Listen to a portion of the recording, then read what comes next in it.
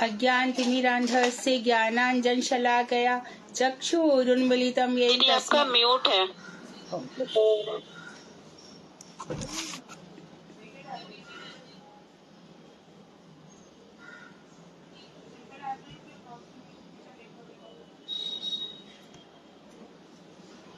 अज्ञानतिमिरान्धस्य ज्ञानाञ्जनशलाकया चक्षुरुन्मीलितं येन तस्मै श्रीगुरुवे नमः। नमो महावदन्याय कृष्ण प्रेम प्रदायते कृष्णाय कृष्ण चैतन्य नामने गौरतुषे नमः। हे कृष्ण करुणा सिंधु दीनबंधो जगतपते गोपेश गोपिका कांत राधा कांत नमोस्तुते। तप्त कांचन गौरांगी राधे वृंदावनेश्वरी वृषभानुसुते देवी प्रणमामि हरिप्रिये। तवैवास्मि ना जीवामि त्वया बिना इति विज्ञाय राधे त्वं नय मां चरणान्तिकं। गुरुवे गौरचन्द्राय राधिकायै तदालये कृष्णाय कृष्ण भक्ताय तद्भक्ताय नमो नमः। वाञ्छाकल्पतरुभ्यश्च कृपा सिन्धुभ्येव च पतितानां पावनेभ्यो वैष्णवेभ्यो नमो नमः। श्री कृष्ण चैतन्य प्रभु नित्यानंद श्री अद्वैत गदाधर शिवासादि श्री गौर भक्त वृंद।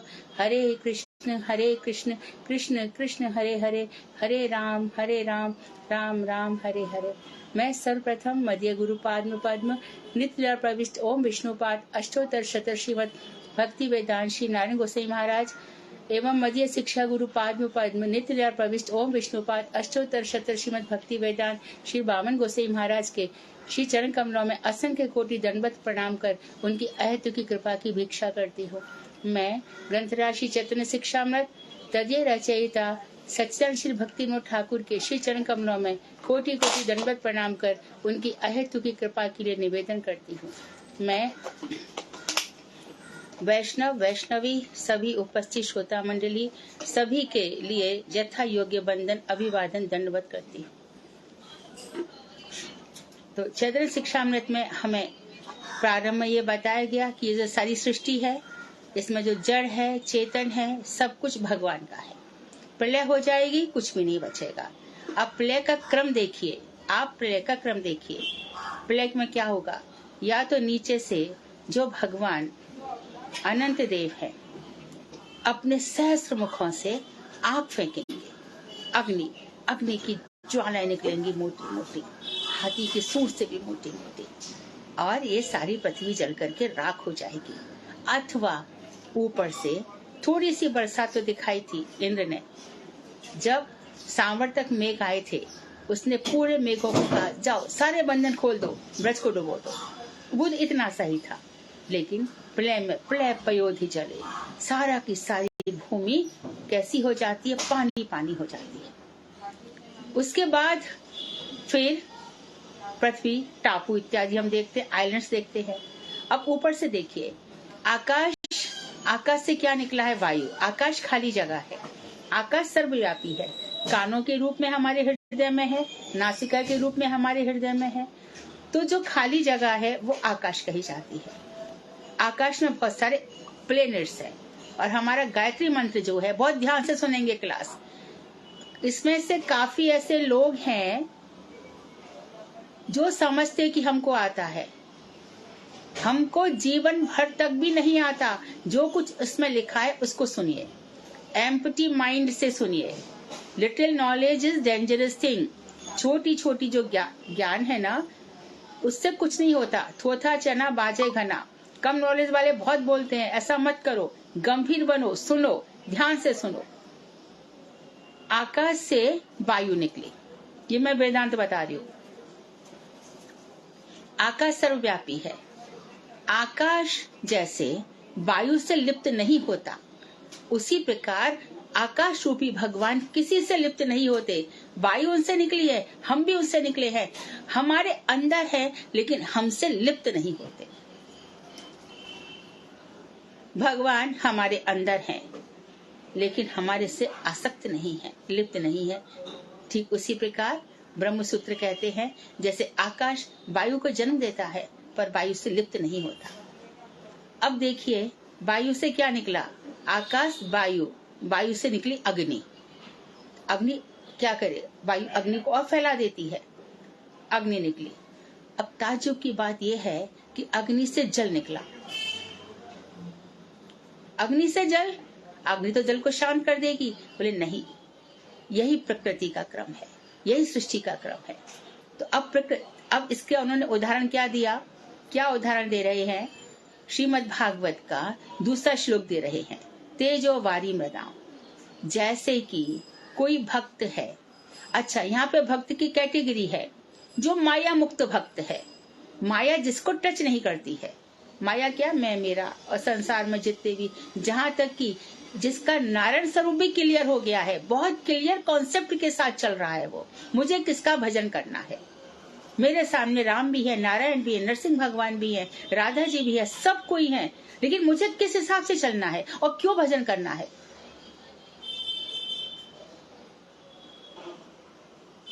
एक स्थिति ऐसी आती है जब जीव को भगवान का विरह होता है, तो विरह में वो छटपटाता है, तो हृदय में विरह की अग्नि जलती है, विरह नल जलता है। तो जब विरह की अग्नि जलती है, संसार में भी तो देखते हैं ना, जहाँ विरह होता है, जब हृदय में ताप होता है, तो आंखों में आंसू बनकर बहता है। ये ब्रह्मसूत्र एग्जाम्पल दे रहा है। इसी प्रकार से जैसे हृदय में ताप है और आंख में आंसू बनकर बहता है, उसी प्रकार से अग्नि से जल निकलता है और जल से पृथ्वी निकलती है। इसलिए बीच बीच में आइलैंड्स, टापू दिखाई देते हैं। पूरी पृथ्वी के नीचे जल तो है ही, जल के ऊपर से पृथ्वी आ गई। कभी कभी ये पृथ्वी डूब जाती है, तब भगवान शिव का रूप धारण करते हैं, वराह रूप धारण करके आते हैं, और पृथ्वी, उनकी दाढ़ इतनी मजबूत है कि पूरी पृथ्वी को रख लाते हैं। तो ये जो विरही लोग हैं, जो इनके आंख के आंसू होते हैं, यही तो कहां पे जाके गिरते हैं, संतों के चरणों में, और संतों के चरणों की रज है, वही मिट्टी है। ये आंसू उस मिट्टी को स्पर्श करते हैं। तो जब इतने हाई कैटेगरी के संत हैं और इतना हाई कैटेगरी का डिवोटी है, ये बातें उनके बीच में होती हैं। प्रेमांजन छुरित भक्ति विलोचने, सब प्रेम से होता है। प्रेम से पहले सारे काम धाम, जितनी भी इच्छाएं, ये सब फालतू लगने लगती हैं। हम बार बार इस बात को बताते हैं। तो कल ये सब बात बताई गई और बताया गया कि जो जड़ है, उसमें ना तो इच्छा शक्ति रहती है, ना क्रिया शक्ति रहती है। और फिर नास्तिकों को मूर्ख बताया गया कि जो लोग ये कहते हैं कि जो नास्तिक है, वो क्या विश्वास करते हैं कि भगवान नहीं है। जो चीज है तभी तो कहोगे नहीं है। इस संसार में कल्पना करके देख लो, जो चीज नहीं है नहीं है। खरगोश के सींग हैं, नहीं है। पहले थे, नहीं थे। गाय का सींग हटा दो, पहले था, हाँ था इसलिए नहीं है। तो जो है, कबीरदास जी भी कहते थे, कबीरदास जी निर्गुण भगवान को मानते थे। निर्गुण, कल बड़ा सुंदर प्रश्न किया था एक भाई ने, बड़ा सुंदर प्रश्न किया था, जो आप लोगों को जब तक कॉन्सेप्ट क्लियर हो नहीं बोलना चाहिए, क्लियर कॉन्सेप्ट के साथ बोलना चाहिए। तो वो जो प्रश्न कर रहे थे कि भगवान निर्गुण है, निराकार है, तो उसका उत्तर ध्यान रखें वही है कि जो वेदांत आप पढ़ेंगे, ब्रह्मसूत्र पढ़ेंगे, तो व्यास जी ने इसका उत्तर दिया है कि उनका प्राकृत स्वरूप नहीं है, जागतिक स्वरूप नहीं है। उनके स्वरूप में कभी दाढ़ी मूछ नहीं आएंगी या कभी स्त्री का शरीर नहीं है, अप्राकृत है। और अप्राकृत वस्तु नहीं, प्राकृत गोचर, इंद्रियों से उनका दर्शन नहीं होता। तब बता दिया उन्होंने, प्रेम से दर्शन होता है। बहुत सुंदर सुंदर बातें बताई गई। तो जब हमारा ये रिवीजन सेशन चलेगा, तब उसमें सब बातें स्पष्ट हो जाएंगी फिर से। उन्होंने ये भी बता दिया, जो लोग ईश्वर को नहीं मानते हैं, ईश्वर के अस्तित्व को नहीं मानते, तो उनकी अपनी हानि के अतिरिक्त ईश्वर की क्या हानि हो सकती है। अभी 2 मिनट पहले विष्णुदेवत महाराज का फोन था, तो हम क्या बात कर रहे थे, सरस्वती प्रभु बात कह रहे हैं कि जो शुद्धा भक्ति है वही शुद्ध नाम ले सकती है। शुद्धा सत्ता जहाँ पर है, शुद्धा सत्ता का प्रभुपाद जी का क्या तात्पर्य है, माया मुक्त। देखो जो नाम अपराधी है ना, धन तो उसको भी मिल जाएगा, नाम का फल ही ऐसा है। बहुत से लोग कहेंगे अरे भैया देखो हमारा सारा शरीर इतना मजबूत रहता है नाम के बल पर, देखो इतना वैभव आ रहा है नाम के बल पर। अरे हम कोई देहाध्यासी थोड़ी है। हमें रघुनाथ दास गोस्वामी ने तो सारी संपत्ति का त्याग कर दिया, वो कहां संपत्ति के पीछे भागे। हमारे जगन्नाथ बाबा जी महाराज की जो पलकें झुक गई थी भजन करते करते, नवदीप में जहां आप जगन्नाथ बाबा जी महाराज की समाधि देखोगे, वहां पर एक पास में उनके सीधे ही हाथ पर उनकी एक कुटिया है जहां वो भजन करते थे। और भजन करते करके उनकी चेतना इतनी जागृत हो गई कि उस समय के लोग बताया करते हैं अपनी पीढ़ी दर पीढ़ी को कि उस समय पेड़ों से आवाज आती थी, हा गौर हा निताई, ऐसी चेतना व्याप्त थी। तो उन्होंने कभी कहा कि हमारे पास इतनी संपत्ति है क्योंकि हम भजन करते हैं।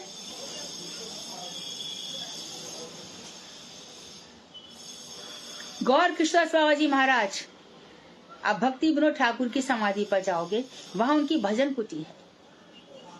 भक्ति विनोद ठाकुर की लेफ्ट हैंड की तरफ एक भजन कुटी है उनकी छोटी सी, बड़ी चिन्मय। आप यदि रियलाइज कर सको तो देखो, बड़ी अच्छी अनुभूतियां होती है। वो भी तो आंख के अंधे थे, कहा उन्होंने ढिंडोरा पीटा। तात्पर्य क्या हुआ, जो जहां जिस स्थिति में है वहीं से भजन आरंभ करे। मंजिल दूर है, दुर्लभ नहीं है।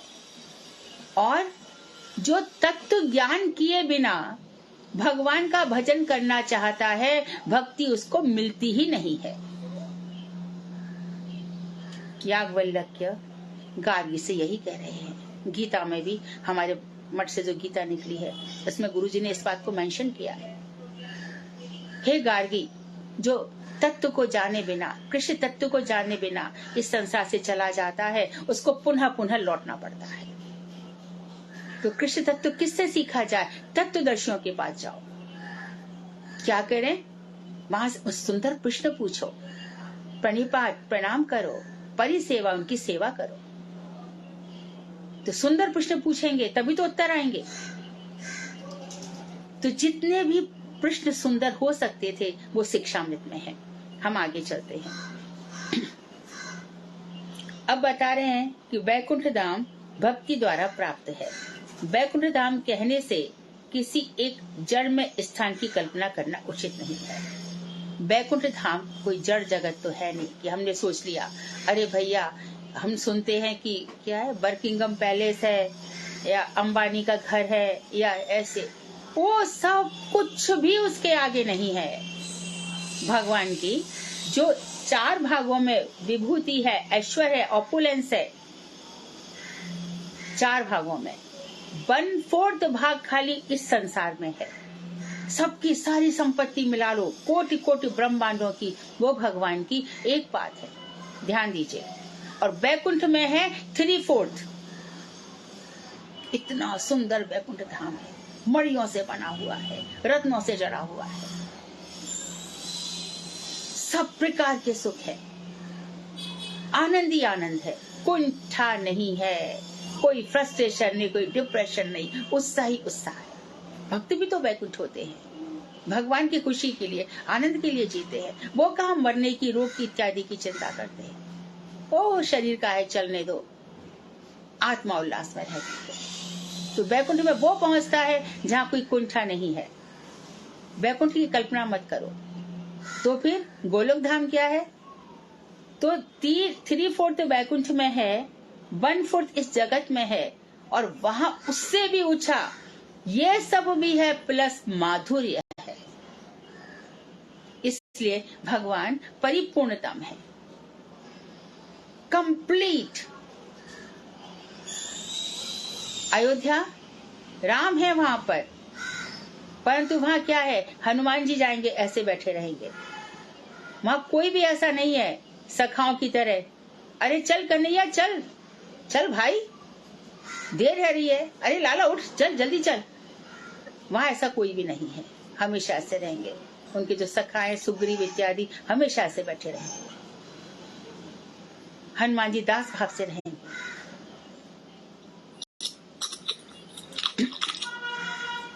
तो वैकुंठ धाम कहने से किसी एक जड़ में स्थान की कल्पना करना ठीक नहीं है। जैसे कि बता रहे, वहां मद्रास, बम्बई, कश्मीर, कलकत्ता, लंदन, पेरिस आदि सभी स्थान जड़मय हैं। बहुत सुंदर सुंदर स्थान है, लेकिन ये जड़मय है। यहाँ ऐसे वैकुंठ की कल्पना नहीं करनी चाहिए। वहां जाने के लिए हमें बहुत से जड़मय भूभागों का अतिक्रमण करना पड़ता है। वो कहने दी मद्रास जाओ, कश्मीर जाओ, भैया वहां पे कश्मीर है ना। हुमायूं ने क्या कहा था, यदि कहीं स्वर्ग है तो यही है, यही है, यही है। इतना सुंदर है कश्मीर। और कश्मीर में जाना चाहो तो कई प्रकार के भूभागों से जाना पड़ता है। ऐसे ही जहाज या रेलगाड़ी से जाने के लिए भी काफी समय लग जाता है। तो जड़ शरीर की पदचालना कर वहां जाना पड़ता है। जड़ शरीर को पदचालना कर, हमारा शरीर है, पैदल चलकर, पदचालना पैदल चलकर वहां जाना पड़ता है। किंतु वैकुंठ उनके जैसा कोई जड़ में स्थान नहीं है कि वहां पर पैदल चले जाओगे, हवाई जहाज से चले जाओगे, रेल से चले जाओगे, वहां भक्ति मार्ग से जाएंगे। अच्छा, नरक जाने के लिए भी तो कितने सारे रास्ते हैं। जब ये शरीर यहाँ पर समाप्त हो जाता है तब यातना में शरीर मिलता है। और यातना में शरीर को ये जो हमारे यमदूत हैं, ये घसीट घसीट के ले जाते हैं। वहां एक बैतरणी नदी भी मिल जाती है। वहां पर सब मवाद, पीप, थूक इत्यादि पड़े रहते हैं। वहां पापी व्यक्ति को डाला जाता है, डाल करके उसको वहां घसीटा जाता है। नीचे से आग जलाई जाती है, ऊपर से 12 की 12 सूर्य का ताप उसको दिया जाता है। वहां जाता है यातना में शरीर, बड़ी ठुकाई होती है। हम परिज्ञा रस की बात करते हैं ना, जो स्त्री पराय पति से प्रेम करेगी उसको वहां पर पराय पुरुष से, जो लोहे का आग से जल रहा है, उससे उसका आलिंगन कराया जाता है। इसी प्रकार से जो पुरुष स्त्री से करेगा उसके लिए भी ऐसा ही होगा। तो सबसे पहले हमें जो हमारी इंद्रियां बाहर की तरफ जा रही हैं, उनको कछुआ की तरह अंदर समेटना होगा। सारी इंद्रिय सारी की सारी कृष्ण की ओर ले जानी होंगी। बाहर सुख नहीं है, जड़ सुख में शांति नहीं है। तो वहां पर यातना में शरीर जाता है। और वही यदि पुण्य ज्यादा हो गए तो स्वर्ग की तरफ हमारा पुण्य शरीर जाता है। वैकुंठ हम जाएंगे तो चिन्मय शरीर हो जाएगा, और गोलोक धाम में तो गोपी शरीर जाएगा। शंकर जी को महाराष्ट्र में गोपी शरीर धारण करना पड़ा। कोई भी हो, ब्रह्मा जी भी आजकल ब्रह्म कुंड में तपस्या कर रहे हैं, नारद जी नारद कुंड में तपस्या कर रहे हैं। इस तरह से विधान है। तो वैकुंठ इनके जैसा जड़ में स्थान नहीं है, वह संपूर्ण जड़ जगत से अतीत एक स्थान विशेष है। वैकुंठ चिन्मय, नित्य और निर्दोष है, नित्य धाम है। तो गीता में क्या बताया, आप ब्रह्मान भुवनान लोकाहा, ब्रह्म लोक तक यानी भू भुवा स्व, ये 3 लोक तो ऐसे नष्ट हो जाते हैं। ये पृथ्वी लोक, भुवा अंतरिक्ष लोक और स्वर्ग लोक।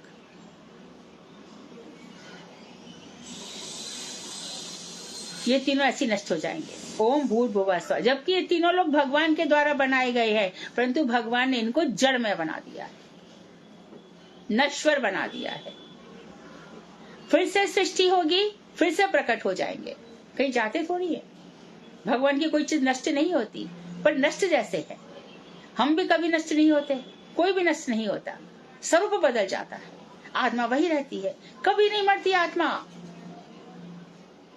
तो सृष्टि के प्रारंभ में कोई कुत्ता कैसे बन गया, कोई सुअर कैसे बना, कोई पेड़ कैसे बना, तो बताया गया कि भैया वेदांत कह रहा है, ब्रह्म सूत्र, यदि किसका इंटरेस्ट हो तो हमारे मठ से 4 भागों में वेदांत आ गया है, उसमें ये सब बातें वर्णन है।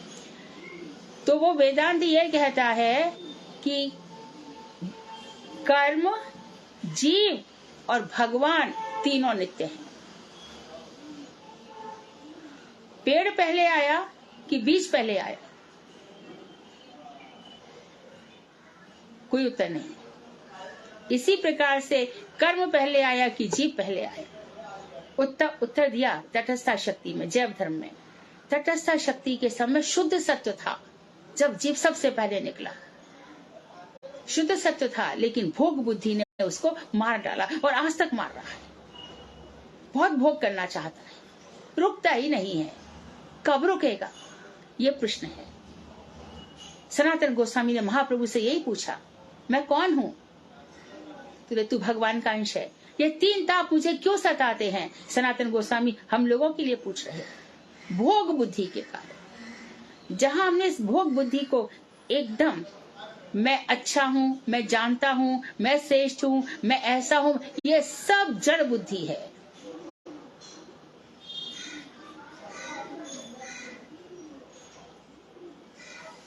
तो वैकुंठ धाम नित्य है और निर्दोष है, वहां पर किसी प्रकार की कोई अपवित्रता नहीं है।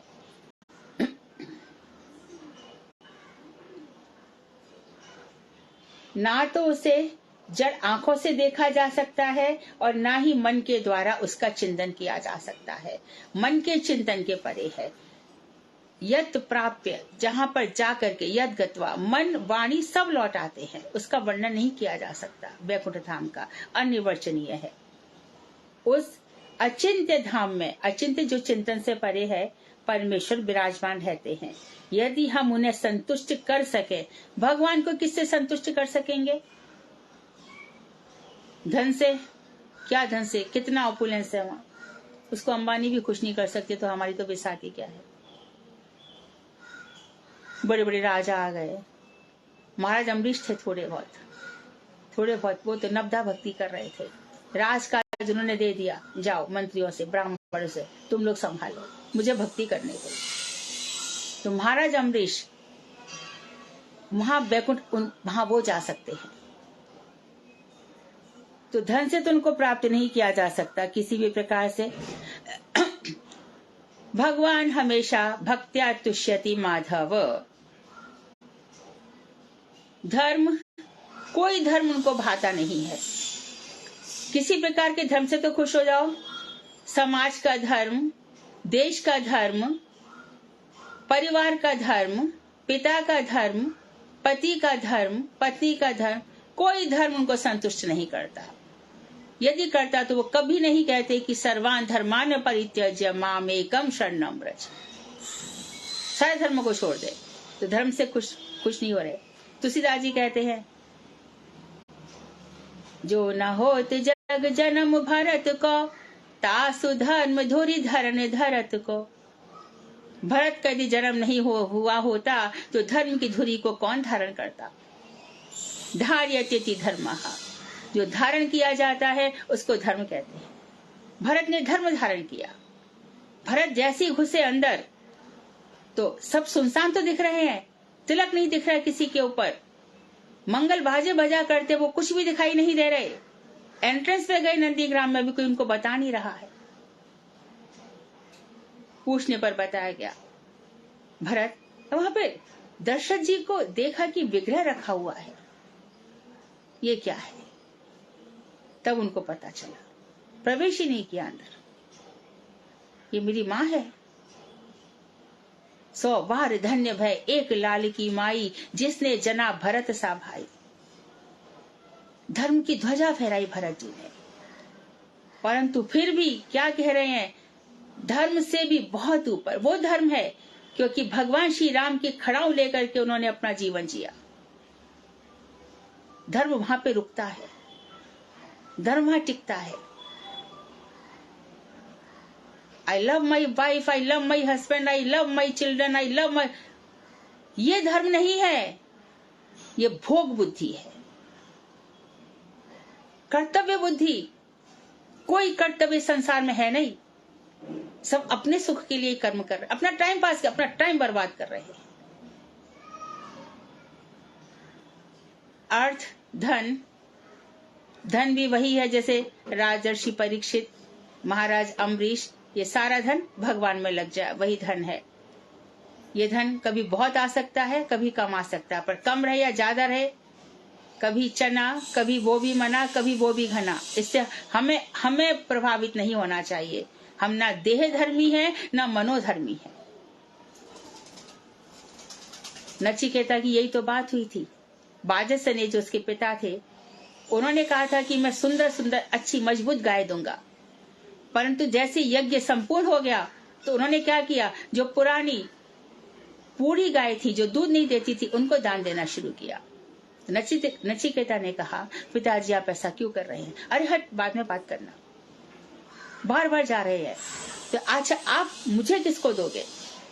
तो बड़ी उससे बोल दिया गुस्से से, जा तेरे को मौत को दे दिया, अच्छा तू मर जा। तो बालक की देखो, उस समय ऐसा हो भी सकता था। यमराज के पास चले गए और यमराज के बाद 3 दिन बालक रहा।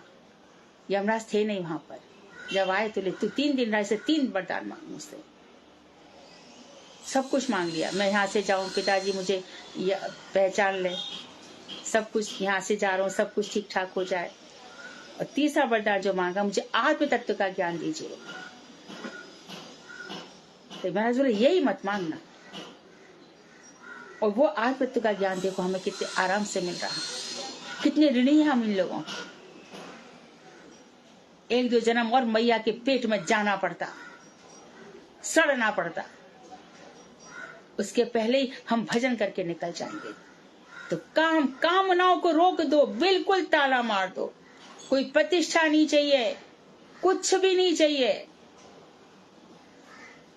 मैं हरिद्वार गई थी एक बार, जब मैं चारों धाम जा रही थी, बद्रीनाथ, केदारनाथ, तब हम श्री राम करके एक आश्रम था, तो वहां पर हम खड़े थे। तो वहां पर एक व्यक्ति आया और उन्होंने उससे कहा महंती जी से कि महंत जी मुझे मेरा कमरा चाहिए। तो महंत जी ने कहा कि जरा देखो कमरे में कौन है। बोले कोई रुका हुआ है। उन्होंने कहा कि देखिए वो कमरा में तो कोई आया हुआ है, आप दूसरा कमरा ले लीजिए। नहीं, मैं तो जहाँ पे मेरा नाम है वहीं रुकूंगा। मैंने वहाँ अलमारी बनवा रखी है, अपने हिसाब से सब सेट करा रखा है। तो वहां पे काम चल रहा था आश्रम में। महंत जी ने अपने शिष्य से कहा, अरे जरा उस मजदूर को बुला के ला, तो हम देख रहे हैं क्या हो रहा है। तो मजदूर आया और उससे कहा कि अरे भैया देख, इसका ये नंबर का कमरा, यहाँ जिसका पत्थर लगा है ना, इसको निकाल के फेंक दो। और अपने शिष्य से कहा, कितनी लागत है इसके कमरे की, अभी इसका पैसा दो, निकालो इसको यहाँ से।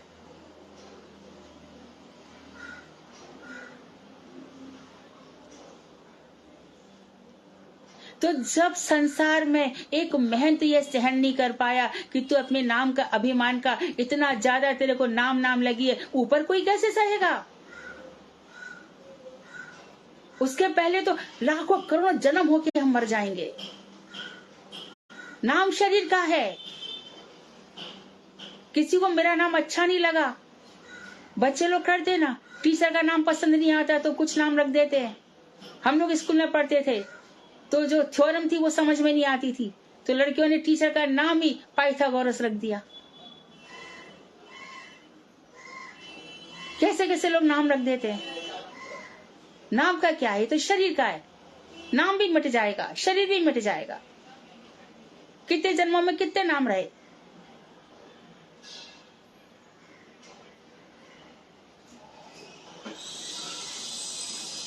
तो धर्म अर्थ काम, कामनाएं खत्म कर दो, शांत कर दो एकदम। और मोक्ष की तो इच्छा होनी नहीं चाहिए कि मोक्ष की कल्पना क्या है, हम मिट जाएंगे, हम बिल्कुल शांत। आप शांत होकर कर क्या लोगे? ब्रह्म में लीन भी हो जाओगे तो क्या पालोगे? सेवा चाहिए, मैं भी रहूं और आप भी रहे।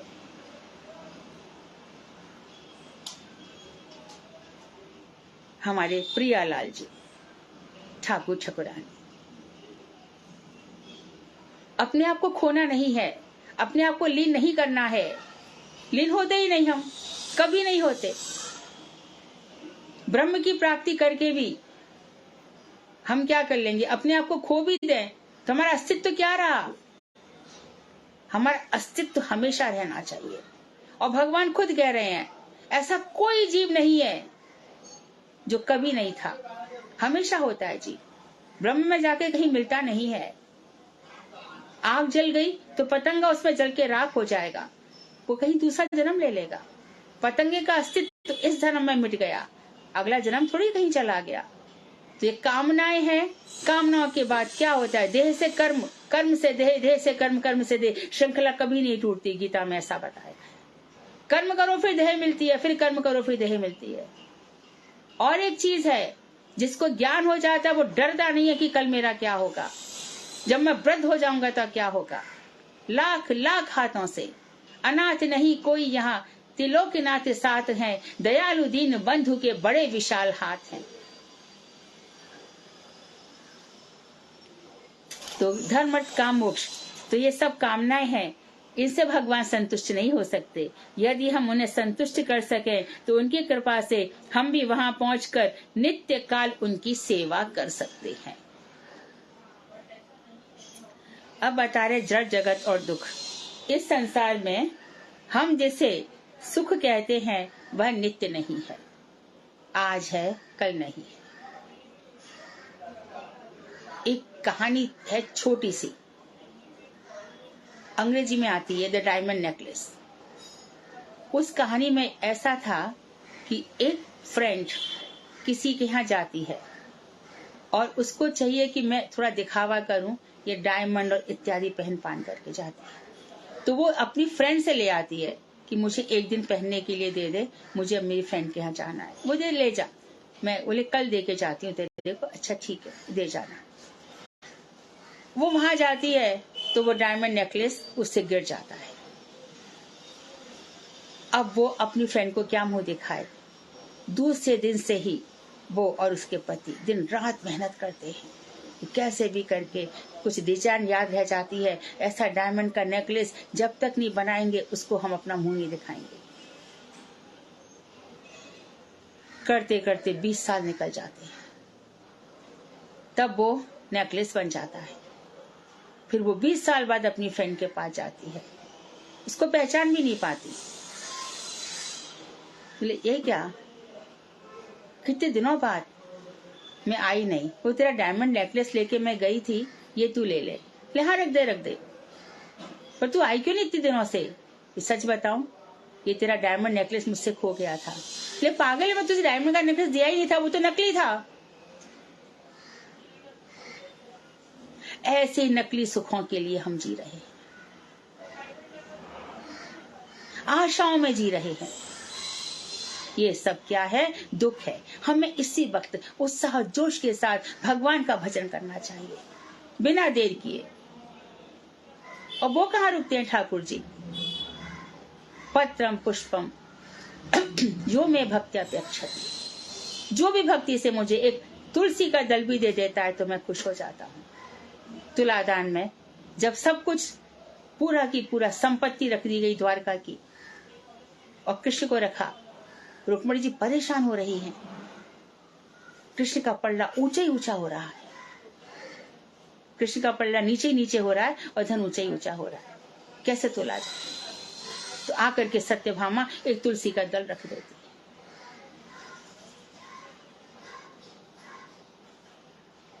तो जिसे हम सुख कहते हैं वह नित्य नहीं है, बल्कि तो कुछ क्षण रहकर फिर अंतहित हो जाता है। दुखों की लेयर में सुख छिपे हैं, सुखों की लेयर में दुख छिपे हैं। आते आते दुख, जैसे दुख आ जाते हैं, सुख आ जाते हैं। दुख अपने आप आ जाते हैं, पता नहीं चलता। ऐसे सुख भी अपने आप आ जाते हैं, पता नहीं चलता। परंतु भक्त इसमें अपना ना ध्यान बटाते हैं, ना अपना ज्ञान बटाते हैं, ना अपना मन बटाते हैं। यहाँ सब कुछ दुखमय है। इस संसार में भगवान ने क्या कहा है? ये जगत दुखालय है, अशाश्वत है, नित्य भी नहीं है और दुखों का घर है।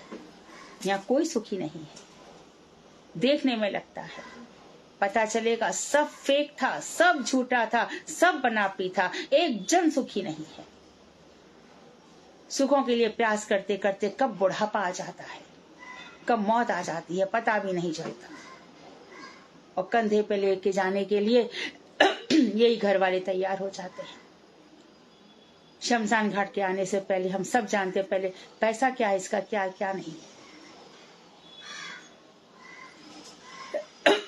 अंतहि छिप जाता है।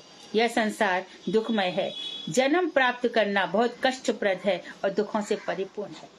कहते हैं कि जो प्रसव वायु होती है ये इतनी यातनामय होता है। जब बालक गर्भ से बाहर निकलता है, माता के गर्भ से बाहर आता है, उस समय उसको इतना कष्ट होता है कि जितनी पुरानी यादें थी कई जन्मों की वो सब भूल जाता है। याद रह गई थी भरत जी को कि किस तरह से मैंने हिरण में आसक्ति करी, मृग में आसक्ति करी और मैं मृग बन गया था। वो जाति स्मर कहलाते हैं। उपनिषद में उसको क्या कहा गया है? जाति स्मर, जिसको कई जन्मों की याद रह जाती है। तो उन्होंने इस जन्म को बेकार नहीं जाने दिया। पिताजी कहते थे गायत्री सीख, आचमन करके आ। तो पहले गायत्री करते थे, बाद में आचमन करते थे। ओम भूर्भुवः स्वः त्रिपदा गायत्री सिखाते थे, वो सीखते नहीं थे। व्याहृतियां सिखाते थे, नहीं सीखते थे। अनुष्ठुप छंद सिखाते थे, नहीं सीखते थे। भाई भाभी कहते थे कहीं पर जा, बैल जा जोते, वहां पे उसको काम में लगा देते थे। इस जीवन में मैं ऐसे ही रहूंगा जानबूझ करके। इतने ज्ञानी हैं। रहुगण, राजा रहुगण को कैसा ज्ञान दिया। तू क्या राजा समझता है जो तूने मुझे पालकी में ढोया है। मैं भी पिछले जन्म में ऐसा ही राजा था।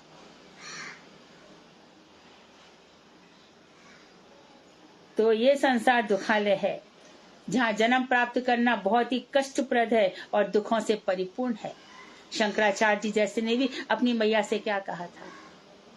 पुनरपि जननम पुनरपि मरणम पुनरपि जननी जठिरे शयनम भज गोविंदम भज गोविंदम भज गोविंदम मूढ़मते। बार बार जन्म लेती है मूढ़मते, स्त्रीलिंग, और बार बार मरना है। जननी के जठर में वो जो बांध देते हैं उसमें झिल्ली में बच्चा बंधा पड़ा रहता है 9 महीने तक। अरे गोविंद का भजन कर, गोविंद का भजन कर, गोविंद का भजन कर। क्या जब देखिए जब भगवान से प्रेम हो जाता है तो भगवान का जो नाम है वो रोम रोम में नृत्य करता है।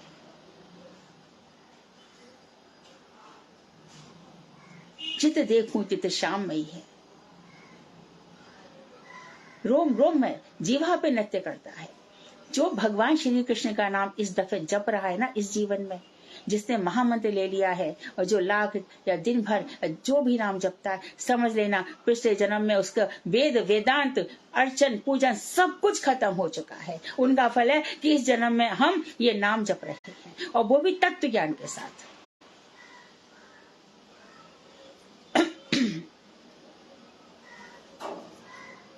जन्म होने पर आहार आदि के द्वारा शरीर की पुष्टि होती है। भोजन से शरीर की पुष्टि होती है। यदि आहार आदि का अभाव हो जाए तो वह दुखजनक है। भाग्य से मिलता भी नहीं है। कभी कभी बड़े बड़े संत लोग अपना जीवन बताते हैं, जन्म बताते हैं। कभी ऐसा था खाने को भी नहीं मिलता था।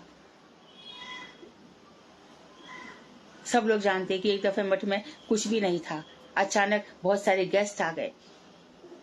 हमारे परम गुरुदेव भक्ति प्रज्ञान केशव गोसाई महाराज के समय वो एकदम निर्विकार शांत बैठे थे। उसी समय चिड़िया आई और एक पैसे की पोटली गिरा।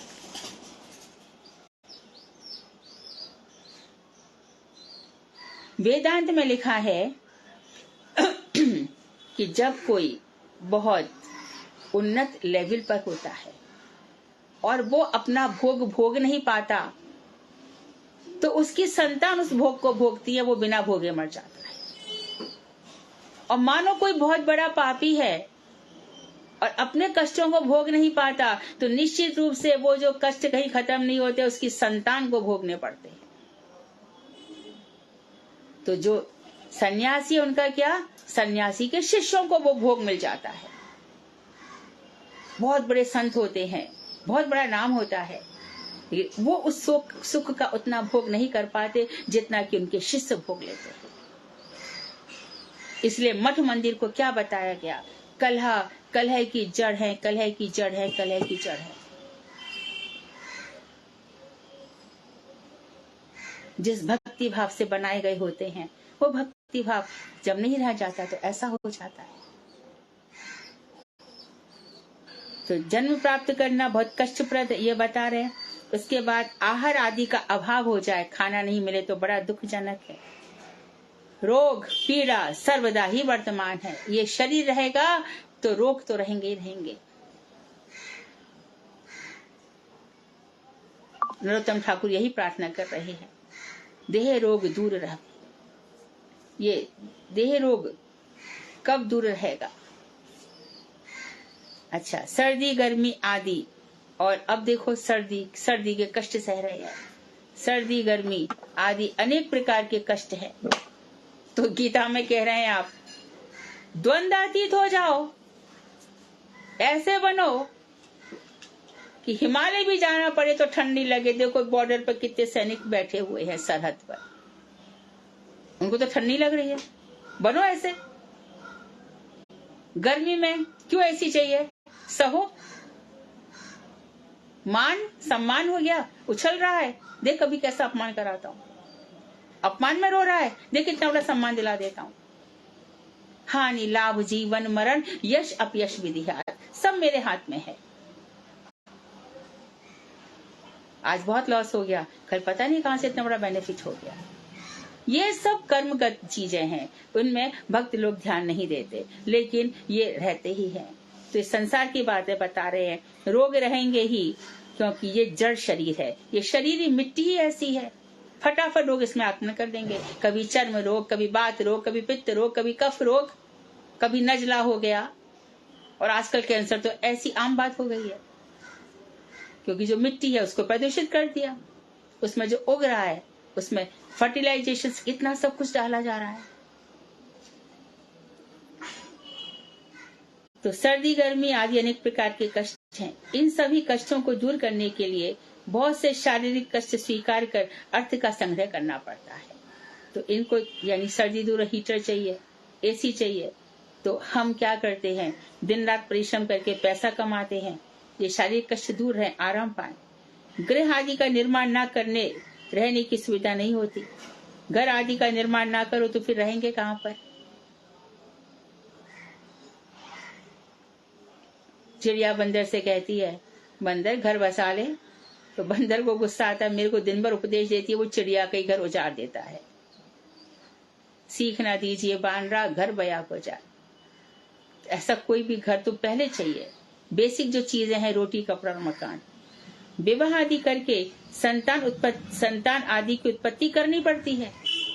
विवाह करोगे तो संतान, कभी पत्नी की इच्छा नहीं रहेगी तो पति चाहेगा संतान करो, और पति की इच्छा नहीं रहेगी तो पत्नी चाहेगी कि एक संतान तो होनी चाहिए। अब एक संतान हो गई, पालने पोसने में जिंदगी निकालो, कमाते रहो, उसके लिए मेहनत करते रहो। यही तो चल रहा है सदियों से। क्रमशः फिर बूढ़े हो जाते हैं तो कुछ भी नहीं अच्छा लगता। वही संतान सामने आके बात करती है। क्या प्रश्न होता है संतान का? सबसे पहला 99.9% घरों में आपका जहां जैसा जैसा बिल बना दो, जितना मुझको देना मुझको दे दो, जितना भाई को बहन को देना दे दो, एक दफे लिख जाओ, रख जाओ, पिताजी अच्छा रहेगा आपके लिए। बेकार हम लोगों में मन मुटाव होगा, पहले से सब कर जाओ। इंतजार करते हैं कि कब ये पनौती यहां से जाए। कहाँ ऐसा, फिर क्यों प्रेम करते हैं पता नहीं। इतना ही नहीं, दूसरों के साथ वाद विवाद आदि कार्यों में अनेक प्रकार की यंत्रणाएं भी प्राप्त होती है। फालतू के आर्ग्यूमेंट्स हो जाते हैं, है ना। सरकारें आ जाती हैं, गिर जाती हैं। सरकारों का जितना पाप है वो अपन भोगे, उनकी बातें हम करते क्यों करें? बिल्कुल कोई जरूरत नहीं है। जिसकी हम चर्चा करेंगे उसके पाप हमारे अंदर दोष आएंगे ही आएंगे। सभी दुखों और अभावों की तात्कालिक निवृत्ति को साधारण व्यक्ति सुख समझते हैं।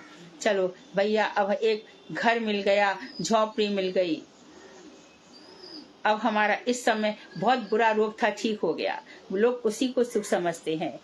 ऐसे संसार में रहना हमारे लिए कष्टकर है। ऐसे संसार में क्या रहे? परमेश्वर के वैकुंठ धाम को प्राप्त करने पर अनित्य सुख दुख कुछ भी नहीं रहता। वहां तो शांति ही शांति है। शांताकारं भुजगशयनं पद्मनाभं सुरेशं विश्वाधारं गगन सदृशं मेघवर्णं शुभांगं लक्ष्मीकान्तं कमलनयनं योगी ध्यान गम्यं वंदे विष्णुं भवभयहरं सर्वलोकैकनाथं। शांति है। बात आनंद की है। आनंद तो हमारे चैतन्य महाप्रभु के साथ। अभी देखो सब नवदीप जाएंगे, गली गली में ठौर ठौर पर निताई नेचे जाए मारा गौर नेचे जाए, रांगा पाए शोभा नूपुर कति शोभा पाए। महामंत्र की ध्वनि होगी, निताई गौर हरि बोल। ये सुख बैकुंठ में भी नहीं। नवदीप धाम की चिन्मय रज, उसका स्पर्श करते ही कैसा आनंद आता है। फिर क्यों नहीं हम महाप्रभु के हो जाए? क्यों नहीं चैतन्य महान? ये जो हम मंत्र जप रहे हैं, कोई ये समझ लेना, कोई ये कहता हो ना, अरे हम इतना मंत्र जपते हैं, इससे हमारा देखो शरीर कितना पुष्ट हो रहा है, इतना हम मंत्र जपते हैं, हम हवाई जहाजों में घूम रहे हैं इतना। अरे तू घूम भाई, हमको ये सब नहीं चाहिए। मेरे को हृदय की शांति चाहिए। मैंने किसी को दुख नहीं दिया, ये चाहिए। मैंने व्यर्थ का धन संग्रह नहीं किया, मैंने लोभ बुद्धि नहीं रखी, काम क्रोध मद लोभ मोह ईर्ष्या, मैं 6 विकार से दूर हूं। ये मेरी संपत्ति है, ये मेरी प्रेम संपत्ति है। अपने आप को बिल्कुल क्लियर कॉन्सेप्ट में रहो, मुझे ऐसे जीना है। फिर तो ठाकुर जी हमारे यहीं पर ही बैठे हैं, फिर वो कहाँ है?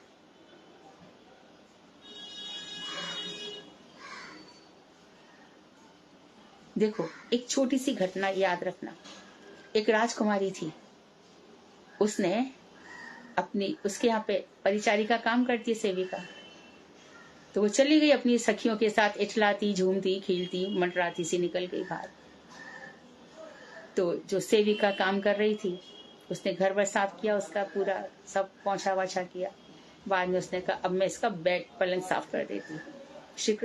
जो श्रिंक पड़ी थी उनको निकाला, एकदम मुलायम बढ़िया रेशम सनील की चादर थी, उस पर बोली मैं थोड़ी देर बैठ के देख लेती हूँ कैसा लगता है।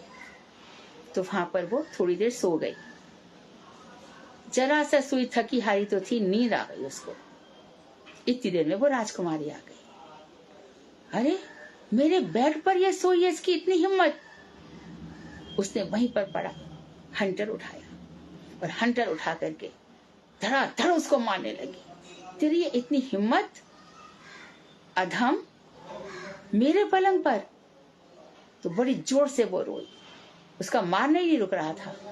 फिर वो हंसने लगी। जैसी वो हंसने लगी तो राजकुमारी का हाथ रुका। उसने कहा तू क्यों हंस रही है? अभी तो तू रो रही थी, हंस क्यों रही है? क्या हुआ है तेरे को?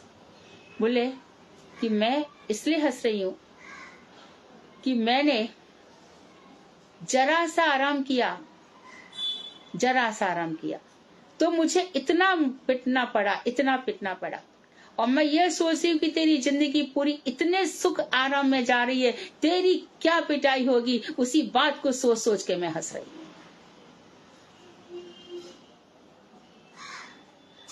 कुर्वन्ने कर्माणि जिजी विशेषतम समाहा, वेदांत कहता है कर्म करते हुए हम 100 वर्ष तक जीने की इच्छा करें। कर्म करते हुए क्या? भगवान के रूप गुण लीला का अनुवाद करते हुए हम यहाँ वहां भ्रमण करें, भगवान की अर्चना पूजा करें। तो शरीर कुत्तों की तरह, अजगर की तरह, सोने के लिए सुअरों की तरह नहीं है। क्यों चाहिए ये सवार? भजन के लिए भगवान ने एक अवसर दिया था, वो यदि छूट जाएगा तो यही कह रहे हैं कि परमेश्वर के वैकुंठ धाम को प्राप्त करने पर अभी बताया ये सुख और दुख ये कुछ भी नहीं रहता। अजस्र निरंतर कंटिन्यूसली नित्यानंद को हम प्राप्त कर सकेंगे भजन से, हमेशा हमेशा के लिए। बिल्कुल सब खत्म, एकदम सारा। अब बस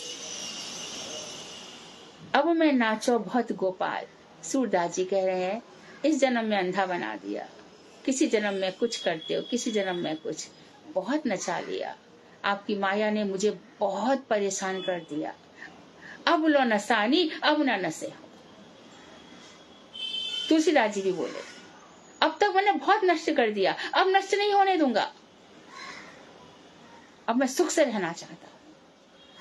हनुमान जी भी बोले, राम काज कीन्ह बिनु मोए कहाँ विश्राम। तो अतएव परमेश्वर को संतुष्ट करना ही हमारा कर्तव्य है। आज विराम। वांछा कल्पतरुभ्यश्च कृपा सिंधुभ्येव च पतितानां पावनेभ्यो वैष्णवेभ्यो नमो नमः।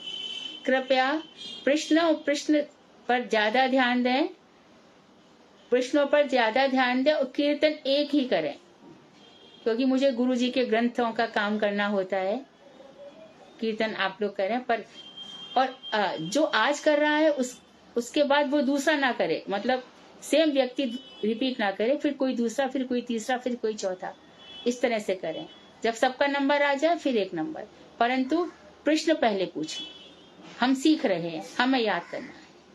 और एक प्रश्न करे तो दूसरा बीच में ना बोले, एक प्रश्न करे तो दूसरा बीच में नहीं बोलेगा। और प्रश्न करेंगे no explanation, I don't want any explanation from any person.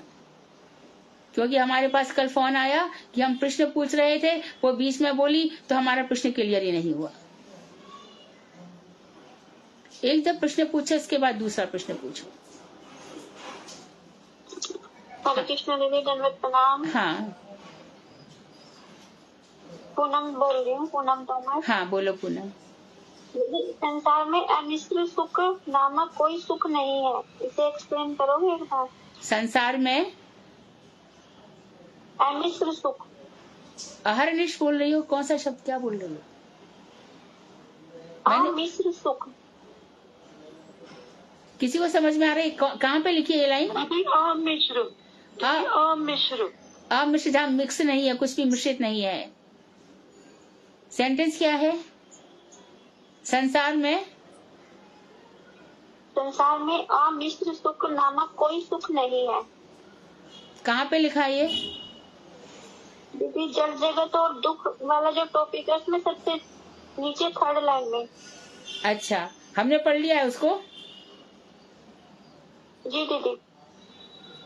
संसार में अमिश्र जैसा, कहाँ पढ़ रही है? कोई सुख नहीं है। कौन से नंबर पेज पर है? Page number 6। ठीक है। अच्छा, ये मैंने पढ़ लिया था कि छोड़ दिया था? छोड़ दिया था ये। हाँ, ये बात रह गई। इसीलिए तात्पर्य यह है कि संसार में अमिश्र सुख नामक कोई सुख नहीं है। अमिश्र मतलब जिसमें दुख ना मिला हो।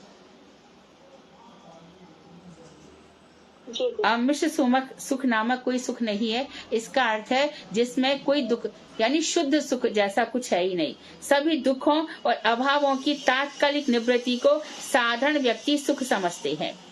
दुख और अभाव उस समय तो मिट गए, तत्काल मतलब फॉर दैट मोमेंट, थोड़ी देर के लिए तो मिट गए, परंतु सुख हमेशा रहे ऐसा नहीं है। दुख रहित तो सुख कभी भी नहीं है। अमिश्र मतलब शुद्ध। तो जब छोड़ा था तब बोलना चाहिए था ना पूनम? दीदी मैं बीच में नहीं बोली थी, आप डिस्टर्ब हो जाओगे। नहीं, इसमें तो मैं डिस्टर्ब नहीं होती, मैं एकदम वो भाव में बह जाती हूँ, तो मुझे हो सकता है ऐसा मैं ओवरलुक कर। दीदी थोड़ा सा नवदा भक्ति के बारे में बताएंगे आप? किसके विषय में? नवदा भक्ति। नवदा भक्ति, इससे देखो, जो इससे आगे आएगा बहुत कुछ आएगा। श्रवण कीर्तन स्मरण विष्णुपाद सेवनम वंदन दास आत्मनिवेदन, ये नवदा भक्ति है, आगे आएगा। ये 9 प्रकार की भक्ति है। इसमें श्रवण करते हैं, कीर्तन करते हैं, स्मरण करते हैं, वंदन, अर्चन, दास, सख्य, आत्मनिवेदन, है ना? ये 9 प्रकार की भक्ति है। श्रवण परीक्षित का है, हाँ। दास भक्ति हनुमान जी की है, अर्चन पृथु जी का है, बलि का आत्मनिवेदन है। इस तरह से वर्णन है। हाँ, जो पढ़ाया गया उससे रिलेटेड आगे जो तुम पूछ रही हो ना, उसका विस्तार आएगा पूनम। ठीक है। हरे कृष्ण। हरे कृष्ण।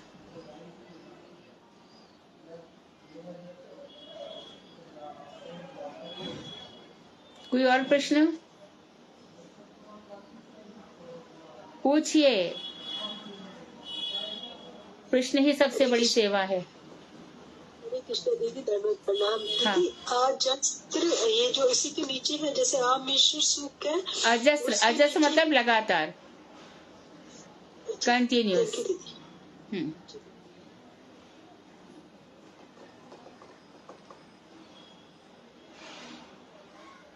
कोई प्रश्न नहीं है, सब विद्वान पंडित हो गए। बहुत अच्छी बात है। हाँ, एक भजन, बस एक दिन में एक भजन। प्रश्न नहीं है तो भजन, कोई कीर्तन कीजिए।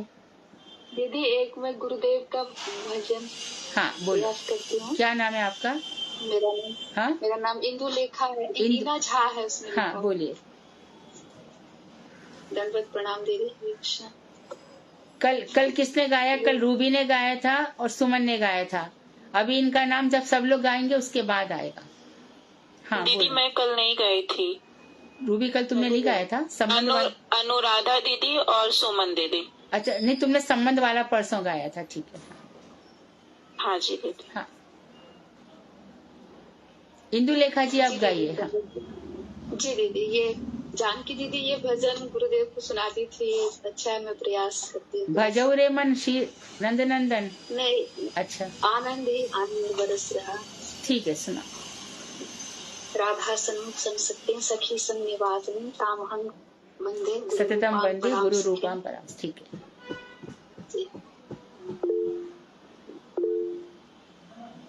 एक भरोसो एक व्रत एक आस विश्वास, स्वाति बूंद गुरुदेव है, चातक ये अधम दास।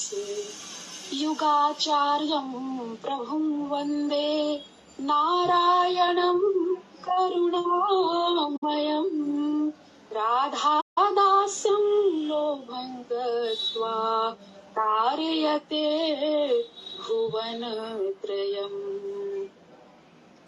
आनंद ही आनंद बरस रहा, बलिहारी ऐसे सद्गुरु की। आनंद ही आनंद बरस रहा, बलिहारी ऐसे सद्गुरु की। मन कृष्ण प्रेम को तरस रहा, बलिहारी ऐसे सद्गुरु की। धन्य भाग गुरु हमें ऐसे मिले, धन्य भाग गुरु हमें ऐसे मिले। दर्शन कर मन राधा प्रेम खिले, दर्शन कर मन राधा प्रेम खिले। अपराध अनर्थ सब दूर भग्यो, अपराध अनर्थ सब दूर भग्यो। बलिहारी ऐसे सद्गुरु की। आनंद ही आनंद बरस रहा, बलिहारी ऐसे सद्गुरु की। क्या रूप अनुपम पाए हो, क्या रूप अनुपम पाए हो। अखियों में सबकी छाए हो, अखियों में सबकी छाए हो। तारों बिच चंदा दर्श रहो, तारों बिच चंदा दर्श रहो। बलिहारी ऐसे सद्गुरु की, बलिहारी ऐसे सद्गुरु की। आनंद ही आनंद बरस रहा, बलिहारी ऐसे सद्गुरु की। क्या प्रेम छटा क्या मधुवाणी, क्या प्रेम छटा क्या मधुवाणी। बरसत जैसे अमृत पानी, बरसत जैसे अमृत पानी, माधुर्य शब्द मन बस के रहो, माधुर्य शब्द मन बस के रहो, बलिहारी ऐसे सद्गुरु की, बलिहारी ऐसे सद्गुरु की, आनंद बरस रहो, बलिहारी ऐसे सद्गुरु की, गुरु भक्ति धार बरसाए रहो, गुरु भक्ति धार बरसाए रहो, राधे प्रेम बगीचे लगाए रहो, राधे प्रेम बगीचे लगाए रहो, राधा दासी बनाए हरस रहो, राधा दासी बनाए हरस रहो, बलिहारी ऐसे सद्गुरु की, बलिहारी ऐसे सद्गुरु की, आनंद ही आनंद बरस रहो, बलिहारी ऐसे सद्गुरु की, मन कृष्ण प्रेम को तरस रहो, बलिहारी ऐसे सद्गुरु की, बलिहारी ऐसे सद्गुरु की। जय गुरुदेव। बहुत सुंदर, दंडवत प्रणाम दीदी। बहुत सुंदर, बहुत क्षमा करिए। बहुत सुंदर। हरे कृष्णा। हरे कृष्णा, हरे कृष्णा। दीदी नचिकेता ने जो 3 वरदान मांगे, हरे कृष्णा दंडवत प्रणाम। हरे कृष्णा। कल मिलते हैं फिर, है ना? हरे कृष्णा दीदी।